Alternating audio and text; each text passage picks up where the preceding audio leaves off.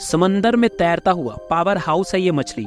इसे तबाही का दूसरा नाम भी कहा जाता है। इसे छूते ही बिजली के झटके से उड़ जाते हैं दुश्मनों के होश। बड़े से बड़े दुश्मनों को पल भर में धूल चटा देती है ये मछली। आज के वीडियो में हम आपको दुनिया की सबसे खतरनाक और जानलेवा मछली के बारे में बताने जा रहे हैं, तो वीडियो के साथ अंत तक जुड़े रहिए और हमारे वीडियो को लाइक और चैनल को सब्सक्राइब करना ना भूलें। दोस्तों, सांप की तरह नजर आने वाली ये मछली किसी भी जानवर को दिन में तारे दिखा सकती है। इसके 600 वॉट करंट के झटके से अच्छे दुश्मनों के होश उड़ जाते हैं। इतना ही नहीं, अगर इसे किसी इंसान से खतरा महसूस होता है तो ये इंसानों को भी झटका देने से नहीं चूकती। और अगर कोई इंसान इस मछली की चपेट में आ जाता है तो उसके रेस्पिरेटरी सिस्टम पर इसका गहरा असर पड़ता है। और अगर सही समय पर इलाज ना मिले या फिर हमला ज्यादा खतरनाक हो तो इंसान का हार्ट फेल भी हो सकता है और ऐसे में ये जानलेवा भी हो सकता है। अब तो आप समझ ही गए होंगे कि ये मछली कितनी खतरनाक है। इलेक्ट्रिक ईल के करंट में इतनी ताकत होती है कि इससे एक 40 वोल्ट का बल्ब भी जलाया जा सकता है। पर आप ऐसा करने की भी कोशिश मत करना, वरना आपकी जान भी जा सकती है। वैसे देखने में तो ये मछली बिल्कुल एक सांप की तरह ही दिखाई देती है। इसी वजह से पुराने जमाने में इसे सांप ही माना जाता था। लेकिन बाद में वैज्ञानिक रिसर्च में पता चला कि ये जानवर सांप नहीं बल्कि एक मछली है। आज तक इलेक्ट्रिक ईल की 3 प्रजातियों की खोज हो चुकी है। इलेक्ट्रिक एल, वारी electric eel and Volta electric eel. ये सभी प्रजातियां अमेज़न नदी और उसके आसपास के इलाकों में पाई जाती है। वैसे तो ये मछली किसी पर ऐसे ही हमला नहीं करती, लेकिन अगर कोई इसे तंग करता है तो ये जमीन पर रहने वाले जानवरों को भी नहीं छोड़ती।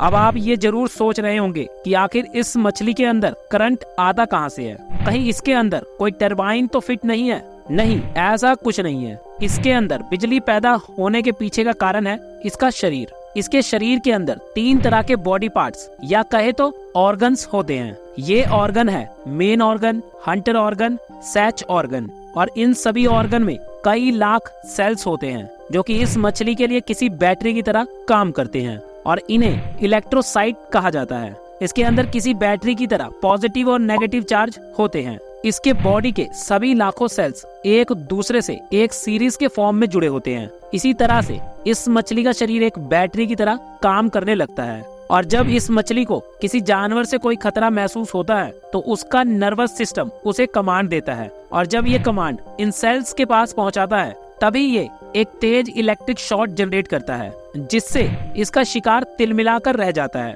और जब ये पूरी ताकत से किसी जानवर पर हमला करता है तो बड़े से बड़े जानवर को भी मार सकता है।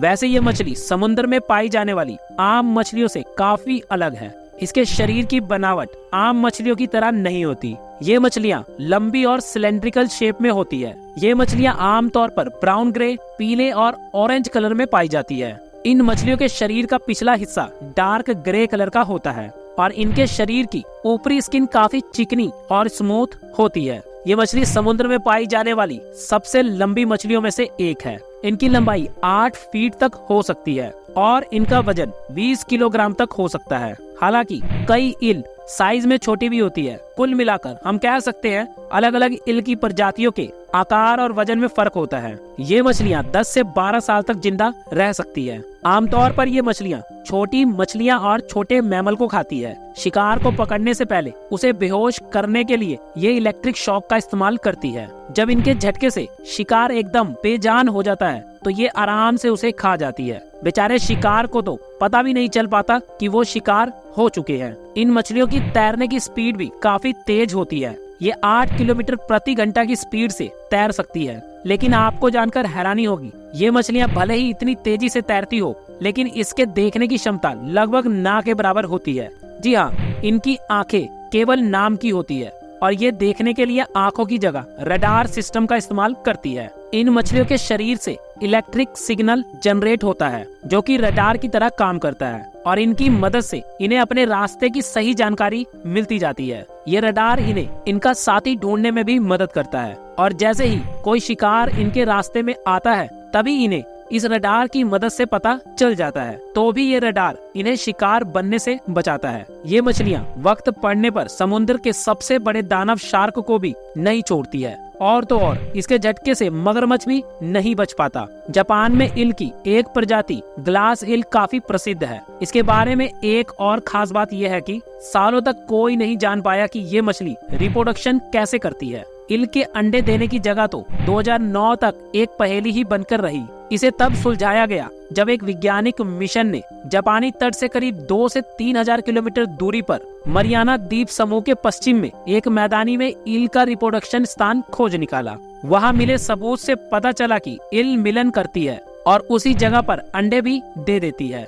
लेकिन मजेदार बात यह है कि ये प्रोसेस आज भी देखा जा सकता है। एक बार जब ये लार्वा में बदल जाती है तो समुद्र तट की ओर बढ़ने लगती है और रास्ते में ही ग्लास ईल बन जाती है। लेकिन दोस्तों, आज ये मछली लुप्त होने की कगार पर पहुंच चुकी है। कई देशों में इसे लुप्त जानवरों की लिस्ट में डाला जा चुका है और इसका कारण है हम।